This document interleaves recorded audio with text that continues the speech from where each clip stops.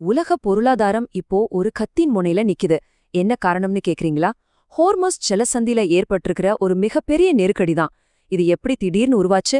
இதனால என்னென்ன விளைவுகள் வரப்போகுது? வாங்க இத பத்தி விரிவாக பார்க்கலாம். உலகமே ஒரு தங்க மோதிரம்னா ஹார்மூஸ் அதுல பதிச்சிருக்கிற ஒரு ஆபரணம். பாத்தீங்களா, இந்த பண்டைய அரபு பழமொழி இந்த சின்ன நீர்வழி பாதையோட மதிப்ப எவ்ளோ அழகா சொல்லுதுன்னு. பல நூற்றாண்டுகளாவே இது ஒரு புதையல் மாதிரி தான் பார்க்கப்பட்டிருக்கு. 20% கேக்குறதுக்கு இது ஒரு சின்ன நம்பர் மாதிரி தெரியலாம். ஆனா கொஞ்சம் யோசிச்சு பாருங்க. உலகத்தோட மொத்த எண்ணெய் தேவையில 1/5 இந்த ஒரே ஒரு பாதை வழியா தான் போகுது. ஆனா இப்போ அந்த ஓட்டம் முற்றிலுமாக நின்னு போச்சு. இதனால தான் ஹார்மோஸ் ஜலசந்திய உலக பொருளாதாரத்தின் உயிர்நாடின்னு சொல்றாங்க.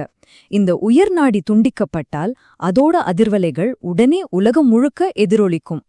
சரி, இந்த நெருக்கடி எப்படிதான் ஆரம்பமாச்சு? நம்மள எப்படி இந்த நிலைமைக்கு கொண்டு வந்துச்சு? அதுக்கு காரணமான நிகழ்வுகளை பத்தி இப்ப பார்க்கலாம். எல்லாமே வெறும் 24 மணி நேரத்துக்குள்ள நடந்து முடிஞ்சிருச்சு. முதல்ல மார்ச் 1, 2026 ஆபரேஷன் எபிக் ஃபியூரிங்கிற பேர்ல அமெரிக்காவும் இஸ்ரேலும் சேர்ந்து ஈரான் தலைமை மேல ஒரு பெரிய வான்வழி தாக்குதலை நடத்துறாங்க. அதே நாள்ல ஈரானோட உச்ச தலைவர் அந்த தாக்குதல்ல கொல்லப்பட்டதா செய்தி வருது. அடுத்த நாள் மார்ச் 2 ஈரான் பதிலடி கொடுக்க ஆரம்பிக்குது. அமெரிக்க இஸ்ரேலிய இலக்குகள் மேல ட்ரோன்களையும் ஏவுகணைகளையும் ஏவுறாங்க. அதுக்கப்புறம் தான் அந்த அதிர்ச்சிகரமான அறிவிப்பு வருது. ஹோர்மோஸ் ஜலசந்தி எல்லா போக்குவரத்திற்கும் மூடப்படுகிறது. இப்போ ஈரானோட அடுத்த மூவ் என்னவா இருக்கும்? அவங்க எடுக்க போற ஒவ்வொரு முடிவும் ரொம்பவே கணக்கு போட்டு பெரிய ஆபத்துகளுக்கு நடுவுல எடுக்கப்படுற ஒரு முடிவுதான். இந்த மாதிரி ஒரு பெரிய தாக்குதலுக்கு பிறகு ஒரு நாடு கிட்ட என்னென்ன வியூகங்கள் இருக்கும்? அவங்க என்னென்ன வழிகள்ல யோசிப்பாங்க? நிபுணர்கள் என்ன சொல்றாங்கன்னா, ஈரான் கிட்ட ஒரு 4 முக்கிய பதறடி வழிகள் இருக்கு. 1, சைபர் வார், அதாவது முக்கியமான உள்கட்டமைப்புகளை ஹேக் பண்றது.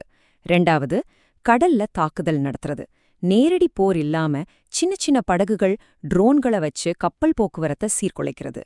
3வது, பதிலாள் போர், அதாவது அவங்களோட நட்பு குழுக்கள் மூலமா அமெரிக்க நலன்களை மறைமுகமா தாக்குறது. 4வது, ஏவுகணை தாக்குதல், தங்களோட பலத்தை காட்ட கணக்கு பண்ணி சில ஏவுகணைகளை மட்டும் வீசுறது. ஆக ஈரான் முன்னாடி 2 வழிதான் இருக்கு. ஒன்னு, ஒரு பெரிய போரை தவிர்த்து தங்களோட பலத்தை மட்டும் காட்டணும், இல்லனா தங்களோட ஆட்சியை எப்படியாவது தக்க வைக்கணும்னு சொல்லி முழு மூச்சா சண்டைக்கு போறது.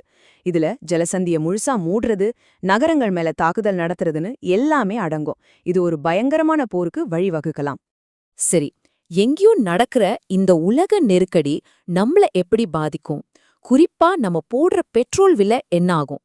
வாங்க இந்தியாவை ஒரு உதாரணமா வச்சு பார்க்கலாம். நம்ப முடியுதா? இந்தியாவுக்கு வர்ற கச்சா எண்ணெயில சரி பாதி, அதாவது 50% இந்த ஒரே ஒரு ஜலசந்தி வழியாதான் வருது. யோசிச்சு பாருங்க, அந்த முக்கியமான பாதைய இப்போ அடைச்சாச்சு. இதோட விளைவு, கண்ண மூடி திறக்கறதுக்குள்ள கச்சா எண்ணெய் விலை ராக்கெட் வேகத்துல ஏறிடுச்சு. நெருக்கடிக்கு முன்னாடி ஒரு பேரல் $70 இருந்தது. ஜலசந்தி மூன்னதும் $100 தாண்டி போயிடுச்சு.